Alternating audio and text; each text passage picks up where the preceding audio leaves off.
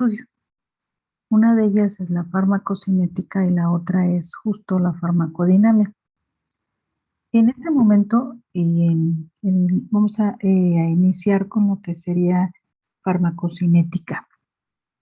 ¿Alguien me quiere dar el concepto de lo que es farmacocinética? Yo, ¿Quién es yo? Michelle. A ver, Michelle. Bueno, yo encontré o investigué que es ¿Apellido cuál es? Olvera Flores, Ujú. que se encarga de estudiar el camino y las rutas de los fármacos dentro de los organismos hasta que sale. A ver, Fátima Citlali. Yo tengo que es la forma en la que nuestro cuerpo va a actuar sobre un fármaco a través del tiempo y aquellos factores que van a determinar la absorción, la distribución, el metabolismo y la excreción del fármaco. Ok, a ver, ¿me lo puedes repetir otra vez?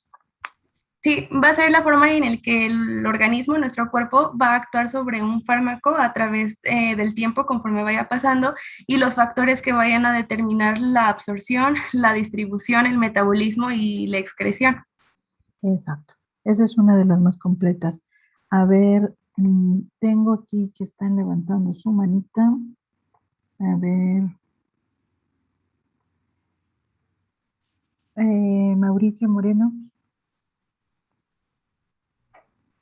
Sí, más o menos lo mismo, pero con un poco diferente, que encontré yo que estudia la rapidez o velocidad con la que la cantidad administrada de un fármaco o sus metabolitos cambian en el organismo en función del tiempo y los mecanismos que ocurren en relación con los procesos de absorción, distribución, biotransformación y excreción. Muy bien. A ver, Esmeralda Escobedo.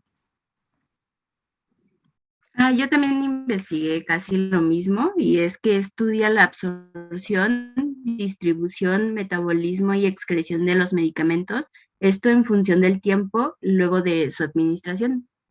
Ok. Esmeralda, ¿verdad? Ok. Edwin Octavio. Así yo encontré casi igual lo mismo que mis compañeros, pero pues bueno, decía que se define como los efectos del organismo sobre el fármaco, o sea que bueno, el curso temporal de su absorción, su biodisponibilidad, la distribución, el metabolismo y pues hasta que llega a la excreción del medicamento. Muy bien. Fíjense bien, aunque ustedes lo están viendo como si estuviera, como si fuera el mismo concepto, no es así. De hecho, me gustaría que Mauricio, que Esmeralda y que Arián hicieran una sola considerando sus conceptos. Entonces, ¿les parece si al final de la clase dejamos un ratito y lo analizan y después ya no la definen bien? Les damos unos 15 minutitos. Sí, doctor, está bien. ¿Sí? Doctora. Ok, entonces Mauricio Moreno, Esmeralda Escobedo y Arián Ramírez, ¿de acuerdo? Ok, entonces, muy bien. Una de de lo importante de la farmacocinética es justo eso, que va a estudiar aquellos procesos como son absorción, distribución, metabolismo y excreción, ¿de acuerdo? Y vamos a ver que aquí hay un punto importante o que va a limitar todos estos procesos. Vamos a ver que para que se pueda llevar a cabo de manera eficiente estos procesos, bueno, necesitamos que el fármaco lleve a cabo su liberación. Es decir, para eso nosotros necesitamos que el fármaco se desintegre completamente para que se pueda encontrar en disolución y esto favorezca su absorción, su distribución, su metabolismo y su excreción. ¿De acuerdo? Ok. Y de hecho, con esto que vamos a comenzar a ver hoy, sus compañeros van a poder entender e incluso hacer una sola definición de lo que nos están de lo que nos acaban de decir en sus conceptos. Disculpe, doctora, hay una compañera en la sala de espera. No sé si la podría aceptar, por favor. Sí, ya está.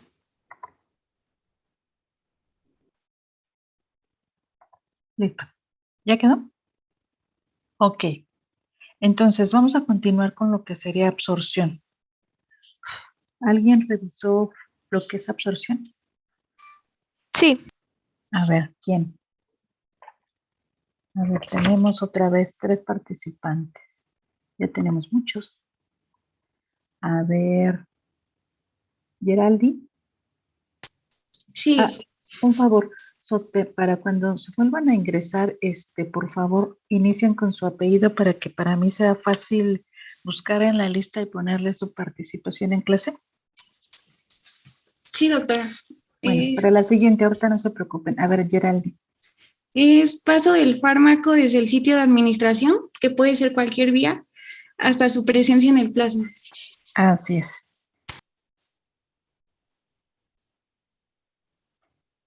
A ver, Geraldine, ¿de casualidad leíste cuál es la única vía de administración que no lleva a cabo el proceso de absorción? Sí, la intravenosa. La intravenosa. Justo la intravenosa es la que no tenemos. Nosotros no tenemos absorción porque lo estamos administrando de manera directa. A ver, Martínez, Venega, Ana Paula. La absorción es el paso de los fármacos desde el exterior hasta el medio interno, y estos fármacos deben atravesar membranas biológicas en cada proceso y en los restantes en el organismo. Ok. Ajá. A ver. ¿Esto quién fue? Ana. A ver, Brandon.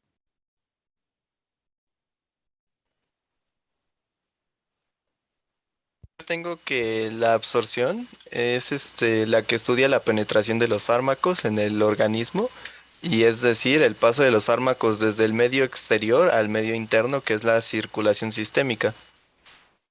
Ok. A ver, Anareli. Bueno, yo tengo que la absorción es el proceso por el que se incorporan los nutrientes desde el aparato digestivo hacia la circulación sanguínea y linfática para que el cuerpo los pueda usar. Ok.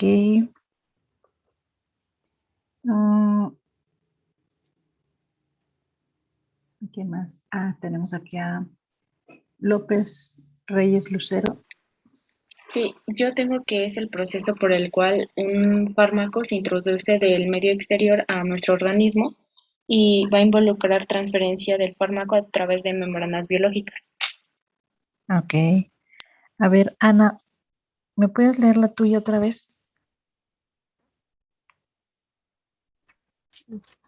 Es el paso de los fármacos desde el exterior al medio interno. Estos fármacos deben atravesar membranas biológicas en cada uno de los procesos del organismo.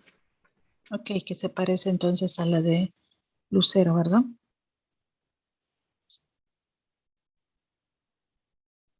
Sí, doctora, es casi la misma. Sí. A ver, entonces, entre Geraldi y Martínez Ana Paula, nos van a hacer una sola, por favor. Lo mismo, les vamos a dar tiempo para 15 minutos. ¿De acuerdo? Ambas tienen características o algunas cosas específicas que me gustaría que las tocaran y que las dejaran en una sola. ¿De acuerdo?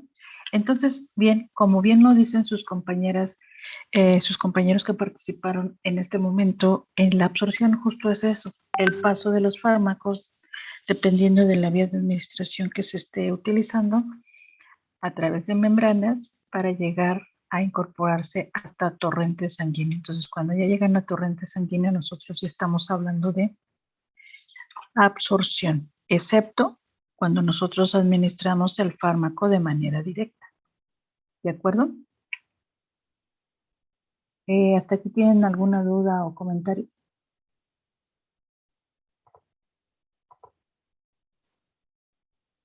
No, doctora, ninguno.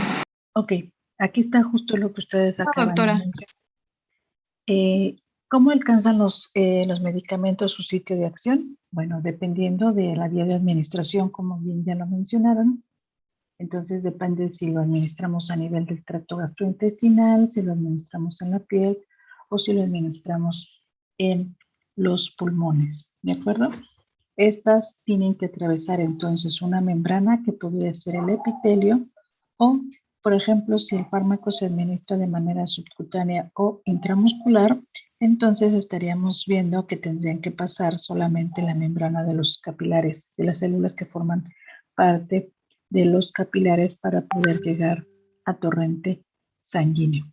Entonces, si se dan cuenta, las vías de administración que ustedes conocen que son mucho más rápidas, la velocidad es muy rápida, es justo la subcutánea y la intramuscular, pero es precisamente porque tienen que atravesar menos barreras biológicas y de inmediato llegan a torrente sanguíneo en comparación con aquellas que se administran a lo largo del intestino o en la piel o en los pulmones, por ejemplo.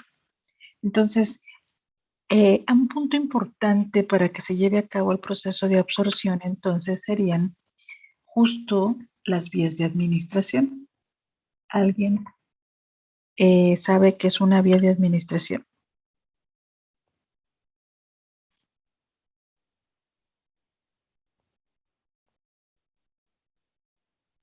Sería como la manera en la que se le puede dar. Perdón, tengo compañeros con la mano levantada. A ver, alguien que ha participado. A ver, Mercedes Jesús.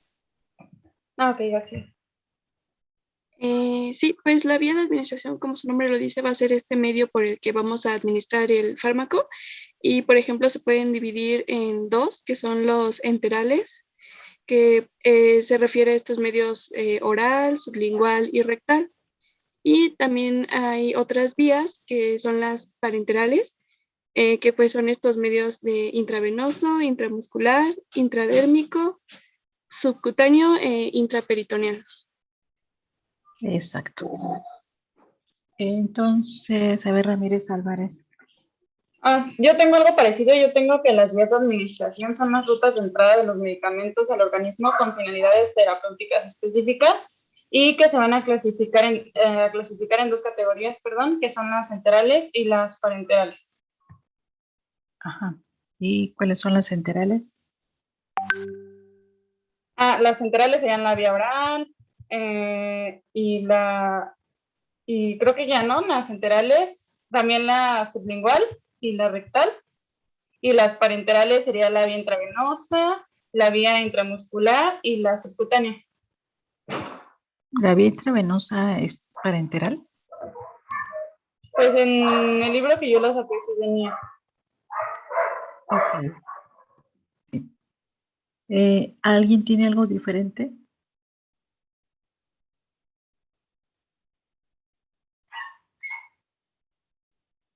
A ver, aquí tenemos a Fátima. Ay, sí, lo siento, es que no podía prender mi micrófono. Encontré yo también que otras vías eran de inhalación oral o intranasal o intratecal, también llamada intraventricular. Ok, ajá, también tenemos la administración a nivel de los pulmones. ¿De acuerdo? ¿Alguien más?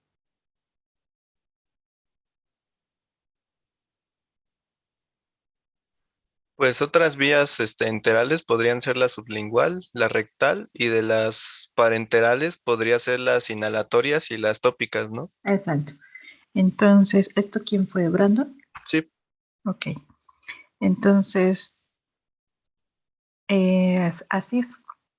Ustedes deben de tener entonces un cuadrito sinóptico con estas vías de administración de acuerdo a cómo se administran. ¿De acuerdo? Muy bien. Entonces, vamos a ver que, por ejemplo, dependiendo del sitio en donde estemos administrando el fármaco, la absorción puede ser más lenta o más rápida. ¿De acuerdo? ¿Tienen algún otro comentario? Nada. Ok. Entonces, muy bien. Entonces, ya que el fármaco se encuentra en sangre, el torrente sanguíneo, ustedes en su esquema ahí lo que pueden ver es que se puede encontrar, ahí les puse la F que significa fármaco. El fármaco se puede encontrar solito o se puede encontrar ya unido a alguna proteína, ¿de acuerdo? En el caso de los fármacos que se encuentran unidos a alguna proteína, estas proteínas puede ser la albúmina, por ejemplo. Esto quiere decir que los medicamentos tienen que ser, o los fármacos tienen que ser ácidos débiles para que se puedan unir a la albúmina. Y, por ejemplo, tenemos fármacos que deben de ser bases débiles para que se puedan unir a las alfa-glucoproteínas. Y algunos otros fármacos también se pueden unir a la lipoproteína alfa. Entonces, si se encuentran unidos a proteínas, estos fármacos van a circular por torrente sanguíneo hasta encontrar su sitio de acción, hasta encontrar el sitio en el que van a actuar.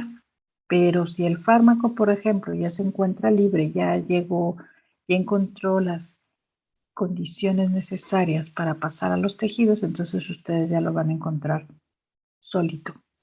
¿Eso qué significa? Que ya de torrente sanguíneo va a pasar a los tejidos, como lo pueden ver aquí en su esquema, y aquí tenemos dos opciones. Uno, que se pueda unir a un receptor, o dos, que este fármaco se pueda unir a un tejido.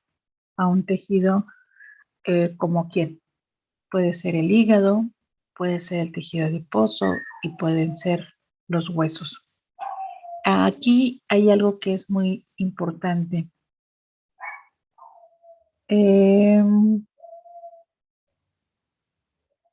Fíjense bien, si el fármaco no se une a su receptor, pero se une a otros tejidos, entonces aquí ya tenemos un pequeño problema porque se está almacenando en un sitio, se está almacenando en un tejido que nosotros ahí no lo necesitamos.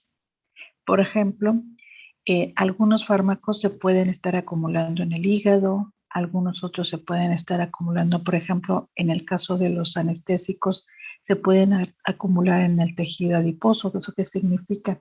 Que cuando ustedes ponen la anestesia, si el paciente tiene sobrepeso o tiene obesidad, ¿qué es lo que va a suceder? Que va a tardar mucho en que ustedes observen el efecto de la anestesia y también va a liberarse también muy despacio y entonces el paciente también va a despertar muy despacio. Otros fármacos pueden estarse acumulando, por ejemplo, aquí yo se los puse en los huesos. Y un ejemplo de ellos son algunos antibióticos que se pueden estar acumulando justo en los huesos. De hecho, un ejemplo clásico de esto es cuando algunos niños les dan, por ejemplo, antibióticos de manera constante. Entonces, lo que ustedes pueden observar, por ejemplo, es que comienzan a sus dientitos a ponerse amarillitos. Eso significa que el medicamento se está acumulando en el hueso y entonces, pues eso no, esas son de las cosas que nosotros no deseamos. ¿De acuerdo? Entonces, justo esta parte de que los fármacos se unan a los tejidos es un efecto que nosotros no deseamos. Realmente nosotros lo que queremos es que el fármaco pase de torrente sanguíneo, pase al tejido en donde va a actuar y para ello se tendría que unir a su receptor. ¿De acuerdo? Entonces, para que el fármaco se pueda circular por todo el organismo, vamos a ver que entonces va a necesitar de proteínas o glucoproteínas o lipoproteínas y esto va a ayudar en el mecanismo de distribución. Entonces aquí ya pasamos de lo que sería de absorción y ya que está en torrente sanguíneo y se comienza a circular por todo el organismo, entonces estamos en el problema o en el caso de distribución. ¿Hasta aquí tienen alguna duda?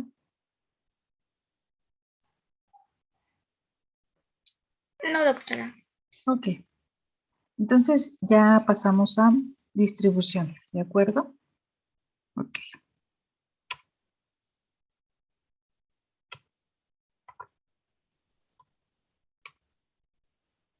Ahora, una vez que el fármaco comienza a circular, vamos a ver que no va a llegar a todos lados así como, y tampoco va a llegar y va a entrar así como Juan por su casa. No. Vamos a ver que hay algunos sitios en donde tenemos barreras que nos van a impedir justo ese paso de fármacos de torrente sanguíneo hacia los tejidos. Y justo esto es a nivel del sistema nervioso central. A nivel del sistema nervioso central, nosotros tenemos la barrera hematoencefálica, ¿de acuerdo? Entonces, esta barrera hematoencefálica, como ustedes lo pueden ver aquí, no es otra cosa que son células que nos van a impedir que lo que nosotros tenemos en la sangre difundan fácilmente hacia las células nerviosas.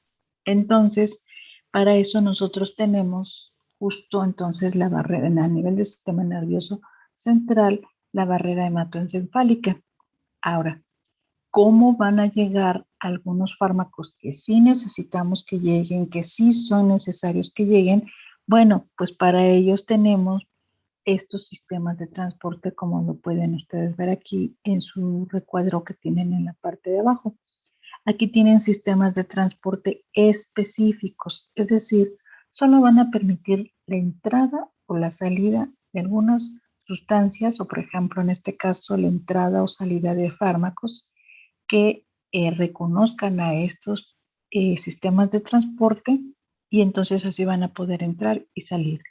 De no ser así, no van a poder ni entrar ni salir solitos, considerando solo sus propiedades físico-químicas. ¿De acuerdo? Entonces, ¿quién nos va a impedir el paso de fármacos desde torrente sanguíneo hacia el sistema nervioso central? Nosotros tenemos a la barrera hematoencefálica. ¿De acuerdo? Ahora, otra barrera importante es justo la barrera hematoplacentaria. Aquí, en el caso de la barrera hematoplacentaria, ¿qué es la barrera hematoplacentaria? No es otra cosa, como ustedes aquí se los amplifiqué. Aquí ustedes lo que ustedes tienen, por ejemplo, es que si ustedes recuerdan, en las primeras etapas del embrión se forman dos capas muy importantes, que sería el citotrofoblasto y el sincitiotrofoblasto. Entonces, justo quien nos está formando esa barrera hematoplacentaria son las células del sincitiotrofoblasto. Entonces, esta capa de células del sincitiotrofoblasto nos van a impedir justo la entrada y salida de fármacos, bueno, o de nutrientes, pero ahorita nosotros nos estamos enfocando en los fármacos de manera indiscriminada. ¿Qué es lo que va a suceder? Nuevamente, si se dan cuenta, nuevamente tenemos sistemas de transporte que pueden permitir el paso o la salida de fármacos, que era justo lo que estábamos viendo. Aquí lo que ustedes tienen, por ejemplo, pueden ser uniportes, pueden ser antiportes, pueden ser sinportes, para que puedan pasar el fármaco hacia la barrera, hacia lo que sería el embrión en este caso, pero siempre tomando en cuenta las características de la barrera hematoplacentaria. De otra forma, no van a poder difundir fácilmente. ¿De acuerdo? ¿Hasta aquí tienen alguna duda? No, doctora. Ok. No. Doctora, yo sí tenía una duda en eso. Una pregunta, entonces, por ejemplo, los medicamentos que no se recomiendan para mujeres embarazadas, ¿es porque pueden traspasar esta barrera o no tiene nada que ver? Mira, son por dos razones. En algunas ocasiones o no se conoce, no hay ningún estudio que nos avale directamente si tiene o no efecto, o sea, si puede o no atravesar, y pues por aquello de las dudas, lo mejor es no tomen medicamentos durante el embarazo, a menos que ya sean medicamentos que se conocen, o sea, que la paciente los necesite por tratamiento o por lo que sea, a menos que ya se conozca qué medicamento es y cuáles justo estas características de la barrera hematoencefálica, entonces se puede dejar, pero si no, por eso de plano dicen, eviten medicamentos durante el embarazo, porque no se conoce, no se tiene con toda certeza cuáles sí, cuáles no. ¿Sí quedó? A ver, Sí, doctora, muchas gracias. tenemos 3. A ver, Eli Lucero. Mande, doctora. Es que tienes levantada tu manita. No, se quedó levantada de hace rato, perdón. Entonces, lo mismo, Brandon y Brenda. Sí, bueno, yo tengo una duda porque, bueno, leyendo así como que en presentaciones y todo eso, me surgió la duda de por qué, por ejemplo, fármacos como la tialidomida produce efectos en en las etapas tempranas del embarazo. Pero ¿cuáles dices que es? Como la talidomida. No, talidomida. Talidomida. ¿Tiene efectos a principios del embarazo? Sí, tenía esa duda de por qué produce como que efectos en las primeras etapas del embarazo. Entonces, pero ahí tenemos que ver 2 cosas. ¿Cuáles efectos? Es que no los mencionan, por eso esa era mi duda. A ver, ¿por qué no buscas cuáles son los efectos y ya vamos revisando? Es que no sabemos si serían efectos para la mamá o serían Ujú. efectos para el producto, en este caso para el bebé. Ok. Entonces hay que buscar, hay que ver si podemos encontrar a qué efectos te refieres. ¿Y Brenda? Sí, yo quiero comentar algo que leí sobre estas barreras de distribución. Y primero sobre la barrera hematoencefálica, algo que me pareció muy interesante es que la mayoría de los fármacos que logran atravesar esta barrera lo hacen mediante difusión pasiva y la mayoría tienen un peso molecular menor a 500 daltons. También algo muy interesante que me pareció fue que hay medicamentos que son demasiado solubles en los lípidos y por lo regular estos son los que no ingresan al sistema nervioso central, mientras que los fármacos que van a estar unidos a proteínas plasmáticas tampoco cruzan esta barrera, pero tan rápido. Pero cuando se tiene un estado inflamatorio, por ejemplo, una persona con meningitis, ciertos antibióticos tienen más probabilidades de cruzar esta barrera hematoencefálica dañada y ser eficaces, como es la vancomicina. Ahora, si hablamos de la barrera hematoplacentaria, encontré un dato similar que permite el paso de fármacos pequeños de menos de 500 daltons en cuanto a su peso molecular y va a estar bloqueando grandes fármacos como es la heparina, la insulina, mientras que lo que hace la placenta va a ser bombear activamente a muchos fármacos fuera del espacio fetal a través de la circulación materna. Y como usted lo mencionaba, también va a tener muchas como enzimas metabólicas que lo que van a hacer es metabolizar estos fármacos antes de que lleguen a la sangre fetal. Así es. Muy bien, Brenda. Muy bien, ¿sabes por qué? Porque tomaste en cuenta mucho de lo que mencionamos ayer, que para considerar justo el paso de los fármacos era importante el tamaño, su liposolubilidad, o si es hidrosoluble, si tiene carga, por ejemplo, o si requiere de sistemas de transporte específicos. ¿De acuerdo? Muy bien. ¿Alguna otra duda o comentario? Joshua. Sí, respecto a ambas barreras, ¿qué es lo que pasaría si se llegara a deteriorar o a perder la permeabilidad de estas? No, pues entonces sí estamos en un grave problema. Estamos en un grave problema porque si lograran atravesar la barrera, entonces pues no sabemos, ahí es el asunto, no se sabe, dependiendo del fármaco, no se sabe qué es lo que estarían ocasionando. En el caso de las mujeres embarazadas, pues bueno, lo que es más común que veamos es que, por ejemplo, nos produzca teratogénesis, nos esté provocando abortos espontáneos, por ejemplo, o por ejemplo malformaciones en el bebé. Entonces, eso sería lo más grave, por ejemplo, en el caso de mujeres embarazadas, pero a nivel del sistema nervioso, sí estaría mucho más difícil saber realmente qué es lo que nos estaría alterando dependiendo del tipo de fármaco.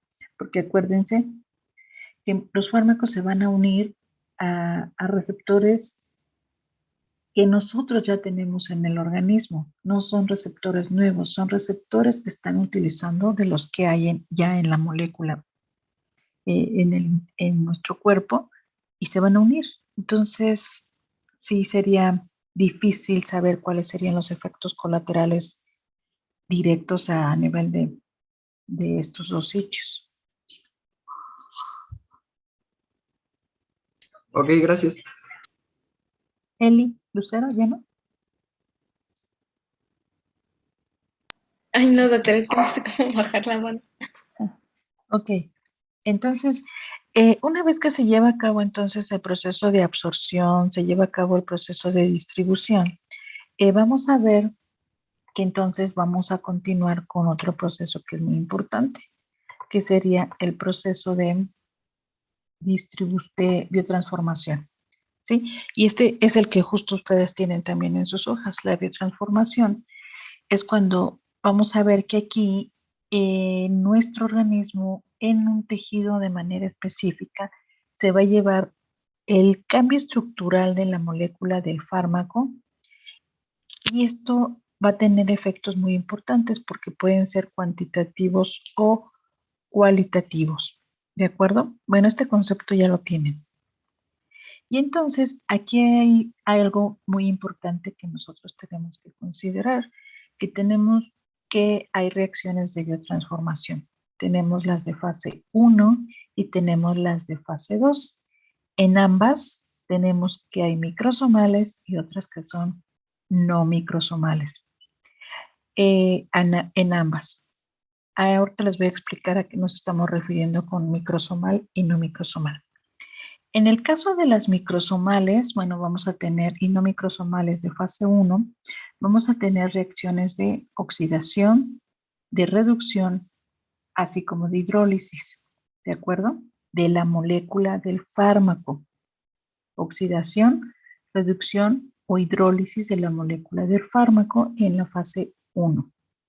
En la fase 2, tanto en las microsomales como no microsomales, tenemos reacciones de conjugación, ¿de acuerdo? Pero aquí tenemos que tener, vamos a ver que sí difieren un poquito las microsomales de las no microsomales.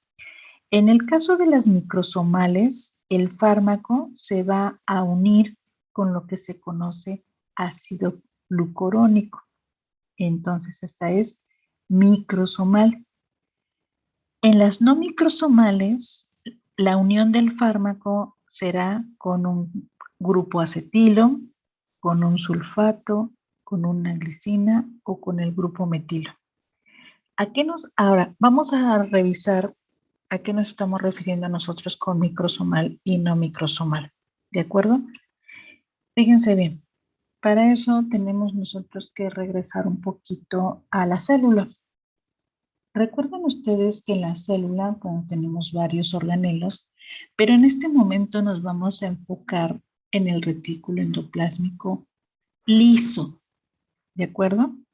En el retículo endoplásmico liso, si se dan cuenta aquí en su esquemita en la parte superior, van a ustedes encontrar en la superficie de la membrana o en la membrana como parte de componente de la membrana un complejo que se conoce como citocromo P450, ¿de acuerdo? De hecho, aquí en la parte de abajo estamos como si fuera amplificado. Tenemos la membrana y tenemos el complejo citocromo P450, ¿de acuerdo?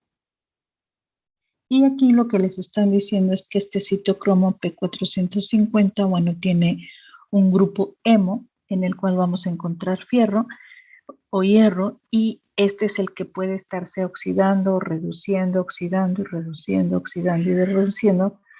Entonces, por eso tenemos aquí el sustrato. El sustrato se puede, en este caso, si está aceptando electrones, ¿se está oxidando o se está reduciendo? Se está reduciendo. Se está reduciendo. Así sucesivamente se va a seguir una serie de reacciones, ¿de acuerdo? Hasta que finalmente se libera. Pero entonces, aquí lo importante es que recuerden, célula, de la célula, a mí me interesa el retículo endoplásmico liso, y del retículo endoplásmico liso, en su superficie voy a encontrar una membrana, un complejo enzimático importante que sería el citocromo P450. ¿De acuerdo? Ok. Ahora, aquí no lo tengo. Aquí, bueno, me faltó. Vamos a ver que el sitio a nivel de órgano en el cual se lleva a cabo principalmente el proceso de biotransformación es en el hígado, ¿de acuerdo? Aunque se puede llevar a cabo en el riñón y también se puede llevar a cabo en el intestino y otros tejidos de manera importante. Sin embargo, el que así prácticamente nos ayuda en este proceso, en ese aspecto, entonces es el hígado. Entonces, el hígado, si nosotros lo vemos, si yo les pregunto cuál es el órgano en el que se lleva a cabo el proceso de biotransformación, ustedes me van a decir el hígado.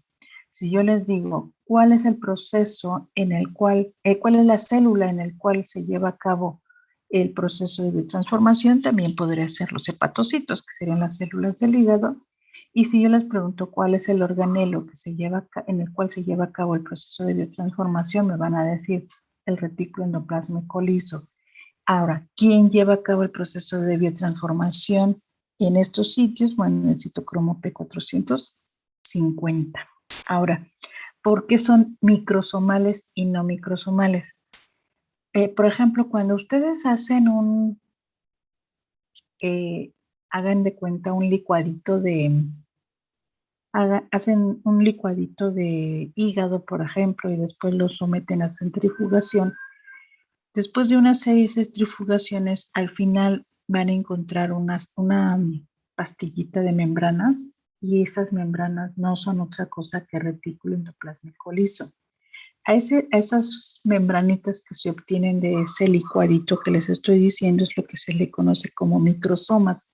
Entonces, cuando nosotros estamos hablando de fase microsomal, realmente nos estamos refiriendo a las membranas que nosotros obtenemos del retículo endoplásmico liso. Y no microsomal son aquellas reacciones que se estarían llevando entonces en otros organelos o a nivel del citosol. Pero entonces, si es microsomal, es en el retículo endoplásmico liso, y si no es microsomal, son otros organelos o el citosol. ¿De acuerdo? ¿Hasta aquí tienen alguna duda o comentario? ¿Nada? No, profesora. Ok. Ok. Ahora, ¿qué es lo importante que está pasando en la fase 1? En la fase 1 vamos a obtener metabolitos. ¿Quién me puede decir cuáles son las características que una molécula debe de tener para que se pueda llevar a cabo el proceso de absorción?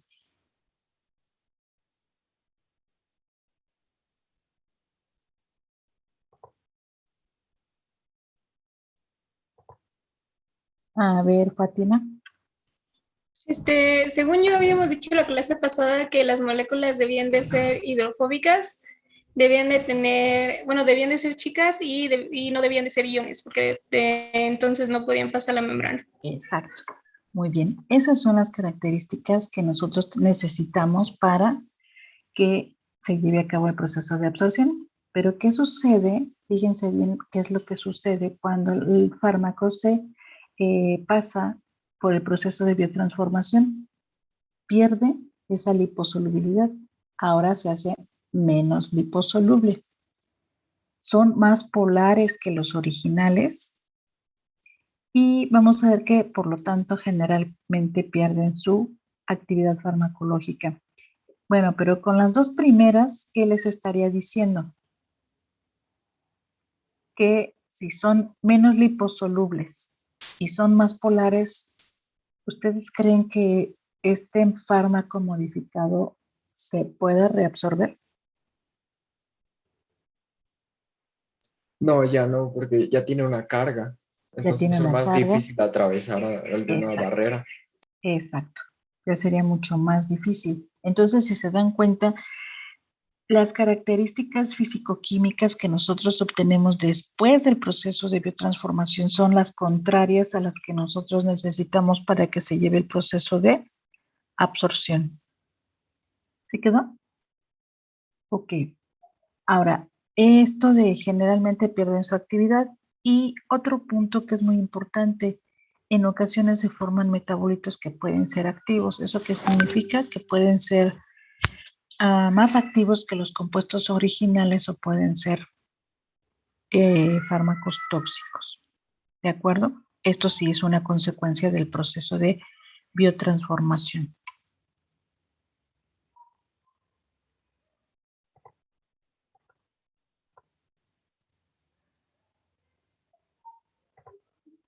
Ahora, ¿qué pasa en el caso de la fase 2? En el caso de la fase 2, resulta que pueden pasar a fase 2 aquellos metabolitos que se formaron en la fase 1 o algunos fármacos originales pueden pasar de manera directa a la fase 2 y entonces se tienen que unir con una sustancia endógena como las que les mencioné al principio. Pueden unirse al ácido glucurónico, pueden unirse a la glicina o pueden unirse a los grupos metilos. Y de esta manera, ¿qué estamos haciendo? ¿Qué creen que estamos haciendo si estos metabolitos o el fármaco original se unen a estas moléculas? ¿Dándoles un transporte? No. A su molécula de fármaco le estamos agregando ácido glucurónico, le estamos agregando glicina y le estamos agregando grupos metilo. ¿Qué creen que esté pasando?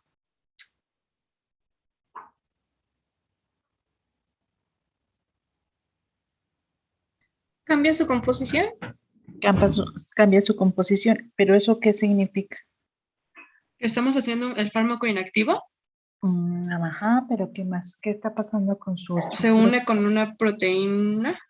Ya le estamos adicionando esto. ¿Qué creen que le esté pasando a la molécula? Que se está modificando. Se está modificando, ajá, pero ¿cómo? ¿Se hace más grande? Se está haciendo más grande. Exacto. Entonces, si se dieron cuenta, en la fase 1 se están haciendo menos liposolubles, quedamos, se están haciendo posiblemente más polares que el original y aquí se están haciendo más grandes. ¿Esto qué tiene como consecuencia? Que ya no pase tan fácil. Exacto, que ya no se pueda entonces reabsorber nuevamente. Entonces, ¿qué creen que pase con estas moléculas que ya fueron modificadas? De hecho, por eso el concepto de farmacocinética dice lo que nuestro fármaco le hace al fármaco, lo que nuestro organismo le hace al fármaco, ¿sí? Pero lo que todo nuestro organismo de alguna manera modifica el fármaco, justo está haciendo eso. En la biotransformación se está haciendo menos liposoluble, se está haciendo, posiblemente tenga carga, se está haciendo una molécula más grande y entonces ya no se va a poder reabsorber. ¿Qué va a pasar con él? Ya no va a tener una buena función, bueno, ya no va a funcionar. Ya no va a funcionar. ¿Qué más? Ya se va a excretar, ¿no? Ya se va a eliminar. Muy bien. Ya se va a eliminar, porque entonces si no se puede reabsorber por ninguna membrana, en ningún órgano, por ninguna célula, ¿qué es lo que va a suceder? Se tiene que eliminar. ¿De acuerdo? Y justo el sitio a través del cual se van a eliminar estas moléculas justo son, la principal vía de eliminación de los fármacos justo son el riñón. Y lo que ustedes están viendo aquí es la nefrona, que es la unidad funcional del riñón. Y bueno, lo que ustedes tienen es que por ejemplo, aquí lo tienen todo, el glomérulo, los túbulos, ¿de acuerdo? Pero aquí vamos a ver que en la nefrona tiene sitios muy importantes para que se lleve a cabo 3 funciones muy importantes. 1, a nivel del glomérulo, como lo dice en su esquema, se lleva a cabo la filtración, es decir, lo que está en la sangre pasa a lo que sería el glomérulo, o sea, el espacio de Bowman, para que pueda ser eliminado, es decir, para que se vaya al túbulo, como ustedes lo ven aquí. Ya que está en el túbulo, tenemos 2 posibilidades. Una es que se lleve a cabo el proceso de reabsorción y otra que finalmente se lleve a cabo ya, como lo dice aquí su esquema, reabsorción, y otra que se lleve a cabo ya la eliminación del fármaco. En el esquema de abajo, que es justo para indicarles lo de reabsorción, aquí eso en donde pasa. Ustedes, por ejemplo, han escuchado que en el filtrado pueden pasar iones, puede pasar glucosa, pero no pasan proteínas, ¿de acuerdo? Entonces, si se filtra la glucosa, no la podemos nosotros perder, ¿de acuerdo? Porque entonces si no estaríamos en un problema importante. Pero entonces, ¿cómo lo resuelve nuestro organismo? Pues muy fácil. Esa glucosa se puede reabsorber nuevamente con el sodio que también anda por ahí. Se pasa nuevamente a la célula, al interior de la célula y por los mecanismos que vimos ayer, en el caso de la glucosa, utiliza el GLUT2 y nuevamente pasa la glucosa a torrente sanguíneo hasta que, estando en torrente sanguíneo, nuevamente se vuelva a distribuir hacia los tejidos y sean los tejidos quien lo ocupen. Y en el caso de sodio pasa exactamente lo mismo. Entonces se reabsorbe. Esto en condiciones fisiológicas es normal. Sin embargo, si esto ocurre en condiciones patológicas como diabetes e hipertensión, esto sí ya no estaría bien. Entonces ya tendríamos que tener alguna alternativa terapéutica justo para evitar esa parte, ¿de acuerdo? Entonces, todo aquello que no encuentre un sistema de transporte aquí en la membrana apical se va a eliminar, o que no cumpla con las condiciones para que se lleve a cabo su reabsorción, se va a eliminar. Por ejemplo, entonces, en el caso de los fármacos que se hicieron menos liposolubles, que se hicieron fármacos o moléculas con carga, o son moléculas muy grandes, entonces ya no se van a poder reabsorber a nivel del riñón y entonces tendrán que ser eliminados. ¿De acuerdo? También tenemos otras vías de eliminación. ¿Cuáles son? ¿Por el sudor? El sudor. La orina. Los pulmones. Bueno, los pulmones. ¿Qué más? Por gases, ¿no? Más que nada. Saliva y lágrimas. Saliva, las lágrimas, la leche materna. ¿De acuerdo? Entonces, estos serían otros sitios a través de los cuales se puede eliminar los fármacos, pero el más importante justo es el renal. ¿De acuerdo? ¿Hasta aquí tienen alguna duda o comentario? No, doctora. No, doctora. Ok, ¿sí pudieron bajar el librito de ayer?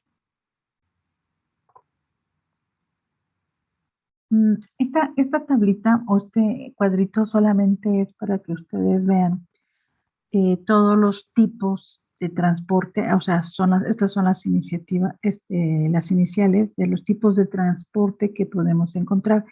Y si ustedes los ubican, los pueden encontrar, como vieron ustedes, a nivel de la membrana de la barrera hematoencefálica o también de la barrera hematoplacentaria, ¿de acuerdo? Pero entonces, estas son sus iniciales, estos son los tipos de sistema de transporte que ustedes pueden encontrar y que por favor les voy a pedir que siempre lo tengan por allí. Bueno, que su material de clases siempre lo tengan por ahí a la mano, ¿de acuerdo? Y prácticamente este esquema me gusta para resumir un poquito y ligar lo que vimos ayer con lo que vimos hoy, la importancia de los mecanismos de transporte y de los sistemas de transporte. ¿Por qué? Porque en todos los órganos que participan en la farmacocinética de los fármacos, principalmente vamos a encontrar, como ustedes lo pueden ver, vamos a encontrar sistemas de transporte para que se lleve a cabo el proceso de absorción, para que se pueda llevar a cabo el proceso de biotransformación, el de eliminación o en el caso de la distribución de los fármacos. ¿De acuerdo? Entonces, para que se pueda llevar de manera adecuada estos procesos, nosotros necesitamos de sistemas de transporte. ¿De acuerdo? Que son justo los que les acabo de mencionar. Y este esquema es maravilloso porque justo les estoy diciendo o les estoy haciendo énfasis en lo que acabamos de ver. Prácticamente este es nuestro resumen. Aquí, por ejemplo, tienen la absorción. Para que se pueda llevar a cabo la absorción, yo necesité de sistemas de transporte a nivel intestinal. Y de ahí que un otro sistema de transporte para que el fármaco pueda llegar a torrente sanguíneo. Una vez que se distribuye y pueda llegar a otros tejidos, necesitamos nuevamente de sistemas de transporte. De torrente sanguíneo también puede pasar de manera directa a lo que sería el conducto biliar o puede pasar también a lo que sería el hígado, en este caso. Y también necesitamos sistemas de transporte de torrente sanguíneo hacia los hepatocitos, así como para los conductos biliares y finalmente también de torrente sanguíneo hacia las células renales para que se pueda llevar a cabo el proceso de reabsorción o a este nivel el proceso de absorción o eliminación. ¿De acuerdo? Entonces, no olviden que los sistemas de transporte son proteínas, que son de las tipos de proteínas que empezamos a ver ayer, que son las que a nosotros nos interesan. No es que los otros componentes de la membrana no sean importantes, por supuesto que todos los componentes de las membranas tienen funciones importantes, funciones biológicas muy importantes, pero bueno, eso lo revisarán con detalle en bioquímica y solamente ahorita les estoy haciendo énfasis en aquellas funciones de membranas que a nosotros nos interesan ahorita. En este caso, proteínas de sistemas de transporte con función de transporte. ¿De acuerdo? Y no sé si tengan alguna duda. Yo tengo una duda. Bueno, es que en ciclo 3, me acuerdo que en sistema digestivo, en una guía temática que nos daban, decía que el estómago tenía función de absorción de medicamentos y agua. Pero bueno, yo no encontré así como, bueno, leí y no llegué a encontrar esa información, entonces tenía esa duda. Mira, aunque el estómago, fíjate que el estómago es un órgano muy, muy especializado. Bueno, igual que muchos de los que tenemos nosotros. El órgano, en el caso del estómago, vamos a ver que su función principal es, en el caso del estómago, es formar el quimo alimenticio, ¿de acuerdo? Pero su pH o si nosotros provocamos el cambio del pH a nivel del estómago, podemos favorecer que se lleve la absorción de algún medicamento, aunque su función no sea absorción. ¿Cuál es el principal sitio que sí su función es reabsorción o absorción? Absorción a nivel intestinal y reabsorción, por ejemplo, a nivel de las células renales. Ahí sí su función es llevar a cabo la absorción y reabsorción. Pero en el caso del estómago, por ejemplo, se podría llevar a cabo si el pH favorece la absorción del fármaco. De hecho, por ejemplo, esto es muy importante que lo tomen en cuenta porque, por ejemplo, así han escuchado que algunos fármacos los tienen que consumir con alimento o evitar el alimento, justo porque si ustedes hacen eso, están modificando el pH. Algunos medicamentos no les afecta o no les afecta el cambio de pH, por ejemplo, y por lo tanto su molécula no se va a ver afectada. Entonces, ya va a depender del fármaco y del tipo de fármaco que se esté usando. Ok, gracias. ¿Sí? Pero recuerda, el estómago, su función no es reabsorción, pero si las condiciones son adecuadas, se puede favorecer la reabsorción del fármaco o la absorción del fármaco. Ok, muchas gracias, doctora. Sí. ¿Alguien más? Yo sí tengo una duda en cuanto a la presencia o ausencia de alimentos y cómo afecta esto en el pH o qué medios requiere, porque había leído que, por ejemplo, entre la presencia de alimentos, el fármaco va a requerir un ambiente más básico o contrario, si hay ausencia, va a requerir un medio más ácido, pero no me quedó muy claro por qué. Porque, por ejemplo, los alimentos también tienen un pH. Entonces, dependiendo del pH de los alimentos, eso te puede afectar. O sea, por ejemplo, hay gente, bueno, eso lo vamos a ver después a ver, déjenme ver. A ver, nos falta todavía un poquito más de esta parte, pero ahorita se las reviso.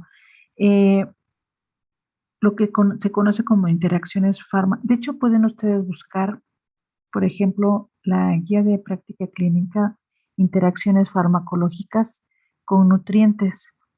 Esa es muy importante porque, por ejemplo, ahí les van a indicar que hay algunos medicamentos que, por ejemplo, ustedes no se pueden tomar el medicamento con leche por el pH de la leche, o no se pueden tomar el medicamento con jugo de toronja por las características. Ahí en el caso del jugo de toronja no solo es por el pH, sino también porque se está comportando como un inductor, ¿de acuerdo?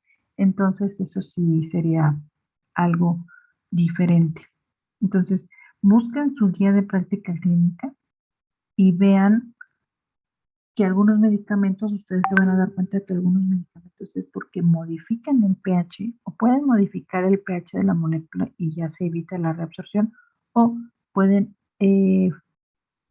estar induciendo o llevar a cabo el proceso de inducción. ¿Eso qué quiere decir? Aceleran el proceso de biotransformación del fármaco y entonces el efecto puede ser más rápido, o el alimento puede ocasionar un efecto de inhibición y entonces la biotransformación del fármaco también puede ser mucho más lenta y entonces el fármaco no se estaría eliminando de manera adecuada y el efecto tampoco se vería de manera adecuada. ¿Sí quedó? Sí, gracias, doctora. ¿Alguien tiene alguna otra duda?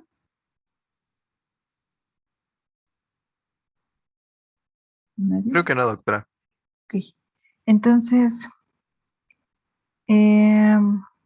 ¿les parece si a quienes les dije que trabajen esto lo hacen y me lo envían para revisarlo y se los regreso para que todos lo tengan listo? Y así ya no, y así cerramos la sesión de hoy, se van a descansar y ya ustedes lo trabajan con calma.